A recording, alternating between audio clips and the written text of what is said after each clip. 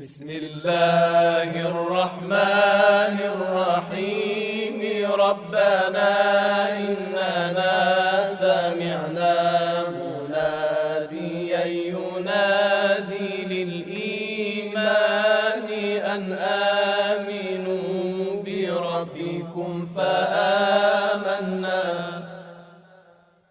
ربنا فاغفر لنا ذنوبنا وكفر عنا سيئاتنا ربنا فاغفر لنا ذنوبنا وكفر عنا سيئاتنا وتوفنا مع الأبرار. أعوذ بالله السميع العليم من الشيطان الرجيم. بسم الله الرحمن الرحيم وبه نستعين. وصلى الله على سيدنا محمد وعلى آله الطيبين الطاهرين. رب اشرح لي صدري ويسر لي أمري واحلل عقدة من لساني يفقه قولي. اللهم كن لوليك الحجة ابن الحسن صلواتك عليه وعلى آبائه في هذه الساعة وفي كل ساعة وليا وحافظا وقائدا وناصرا ودليلا وعينا حتى تسكنه أرضك طوعا وتمتعه فيها طويلا برحمتك يا أرحم الراحمين. Au nom d'Allah, le tout miséricordieux, le très miséricordieux, paix et bénédiction sur le noble de ses créatures, le saint prophète Mohammed sallallahu alayhi wa sallam, sur sa sainte famille, ses vertus compagnons, et sur ceux ou celles qui suivront sa voie jusqu'au jour de la résurrection. Que Dieu nous aide, qu'il fasse de nous des musulmans vertueux, qu'il nous guide sans cesse sur le droit chemin. Chers frères, chères sœurs, recevez la salutation de paix, de miséricorde qui est Assalamu alaikum wa rahmatullahi wa barakatuh. Alors, nous remercions Allah subhanahu wa ta'ala, le miséricordieux par essence et par excellence. Celui-là même qui nous a fait grâce de la vie. Celui-là même qui nous a créés et a fait de nous des personnes conscientes. Ceux-là même qui sont porteurs de la raison. Allah subhanahu wa ta'ala nous a donné l'ouïe pour entendre, les yeux pour voir, la bouche pour parler et en gros, il nous a donné, n'est-ce pas, les 5 sens. Et on nous parle également du 6e sens. Alors, il faudrait que nous le remercions, n'est-ce pas, pour cela. Dieu, quand il a créé l'être humain, son objectif est que l'être humain puisse atteindre la perfection. Alors, pour atteindre la perfection, il faut adorer Allah subhanahu wa ta'ala. C'est-à-dire, quand Dieu te dit de faire une telle chose, il faudrait que tu te presses pour la faire. Et quand il t'interdit de faire quelque chose, tu devras, n'est-ce pas, t'en éloigner de cela. Donc, il nous a créés pour que nous puissions l'adorer. Mais par contre, souvent, il y a quelque chose qui se manifeste dans notre comportement qui est contraire à la nature qu'Allah subhanahu wa ta'ala a voulu, n'est-ce pas, pour nous, qui sont, n'est-ce pas, les péchés. Qu'on appellerait, n'est-ce pas, en arabe, al-dhunub.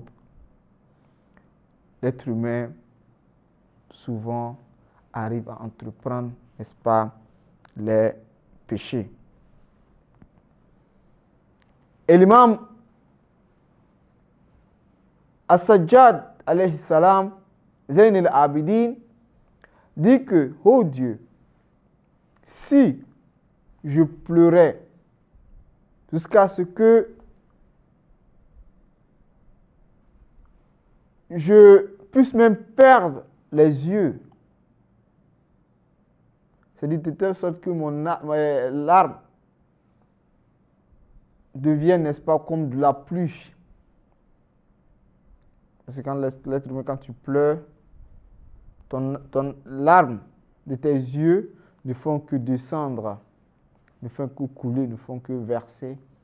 L'imam dit que même si cela devenait comme un océan, et que même j'arrivais à perdre, n'est-ce pas, les yeux, afin que tu puisses me pardonner un péché que j'aurais commis, si toi, Dieu, tu refuses, tu aurais raison, n'est-ce pas, de me le refuser cela. Pourquoi? Parce que l'objectif de la création de l'être humain, c'est de l'adoration, ce n'est pas de désobéir à Allah subhanahu wa ta'ala. Alors, comme vous le savez, les péchés sont à plusieurs niveaux. Il y a ce qu'on appelle les petits péchés et également ce qu'on appelle les grands péchés. Alors, les petits péchés et les grands péchés, souvent c'est relatif.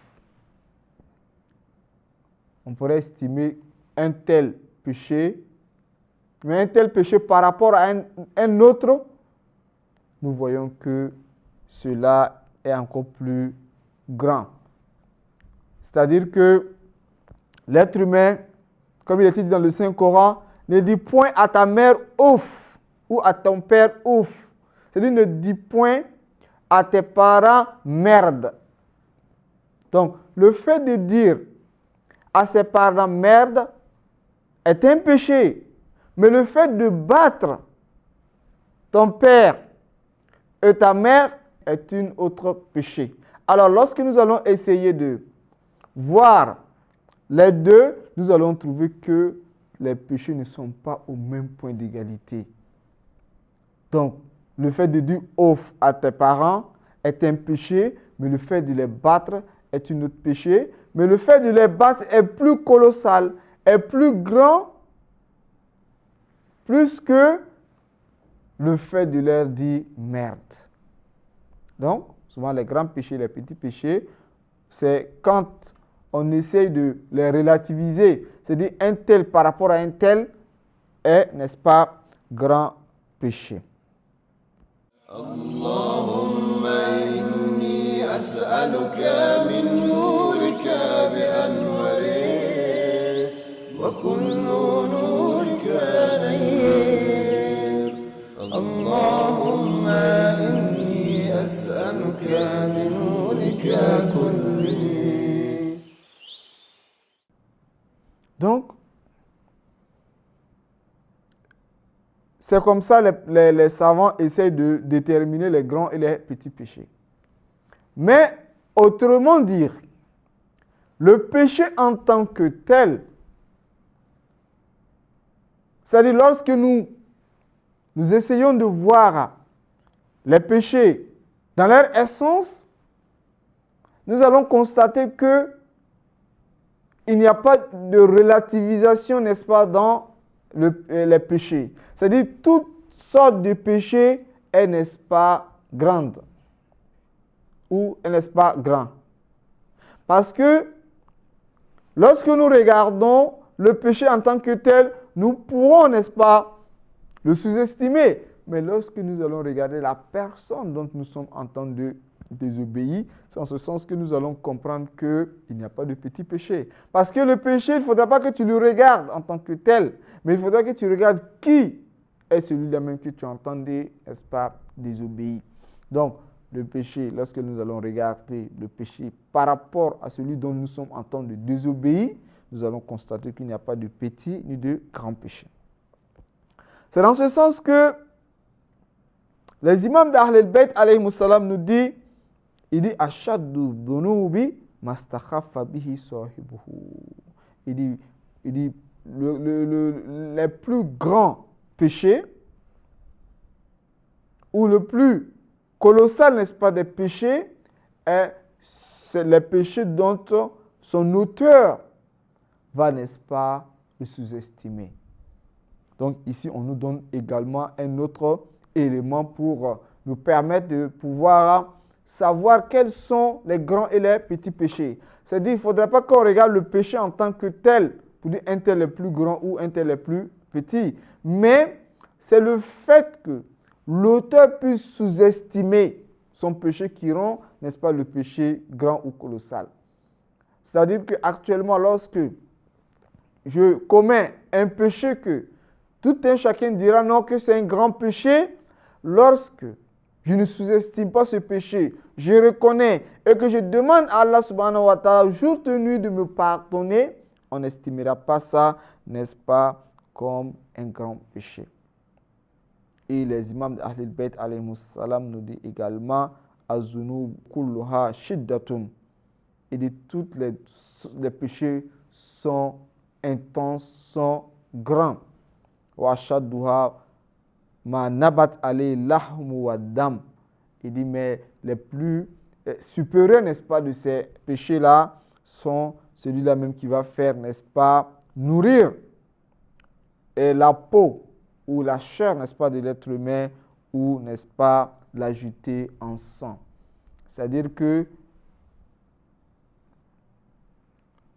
les grands péchés, ce sont ces péchés dont l'être humain va consommer, que ce soit de la nourriture, et que cela deviendra, n'est-ce pas, une partie de toi-même. C'est-à-dire désobéir à Allah subhanahu wa ta'ala, que ce soit en termes de nourriture qui est physique, ou en termes de métaphysique, faire, n'est-ce pas, des choses qui ne sont toutefois métaphysiques, mais cela deviendra une partie de toi-même. Car celui-ci, soit mourra, ou bien sera, n'est-ce pas, châtié. Wal jannatu la yadkhuluha illa tayyib. Mais le paradis, personne n'en aura, n'est-ce pas, l'accès si ce n'est pas ceux-là même qui sont purs. Chers frères, chères sœurs, nous parlions des péchés. Nous disions que les péchés ne sont pas au même point d'égalité. Nous pouvons estimer qu'il y a une relativisation, n'est-ce pas, dans la question du péché. C'est-à-dire un péché pourrait être grand, mais par rapport à un autre petit. Ça, c'est une manière de savoir, n'est-ce pas, quels sont les grands et les petits péchés lorsque nous allons essayer de les relativiser. D'une autre manière, le péché en tant que tel est grand. Pourquoi? Parce que lorsque nous estimons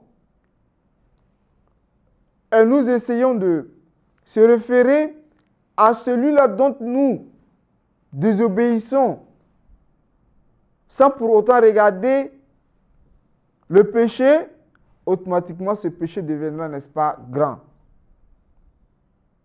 Donc, le péché est grand en tant que tel, c'est-à-dire sa nature même est grande. Pourquoi?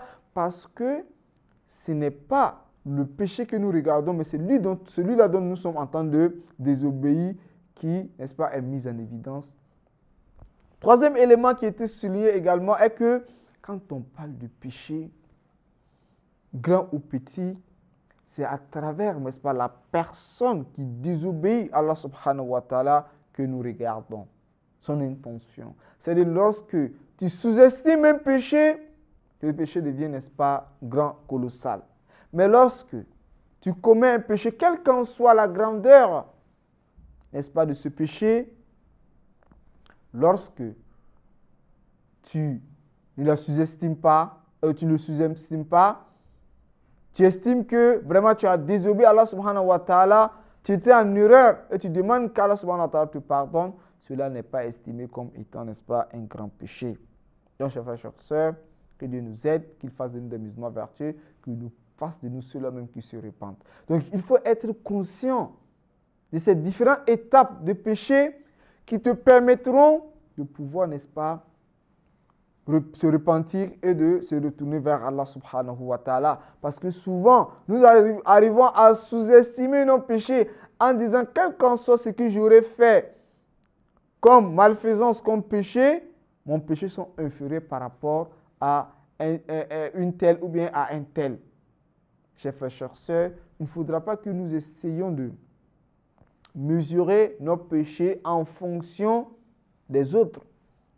Car celui-ci, quand bien même qu'il a fait, n'est-ce pas, des péchés que tout le monde estime qu'ils sont des grands péchés, c'est possible que celui-ci regrette dans son fort intérieur et aura, n'est-ce pas, le pardon d'Allah subhanahu wa ta'ala. Mais que toi, qui, croyant que le petit, ou ce que tu estimes comme un petit péché, tu le sous-estimes, cela pourrait t'envoyer, n'est-ce pas, à l'enfer sans que tu ne sois conscient, n'est-ce pas, de cela. Chers frères, chères sœurs, sur ce, nous allons prendre congé de vous. Assalamu alaikum wa rahmatullahi wa barakatuh. يا قاضي الحاجات يا قاضي الحاجات يا قاضي الحاجات يا قاضي الحاجات يا قاضي الحاجات يا قاضي الحاجات يا قاضي الحاجات يا قاضي الحاجات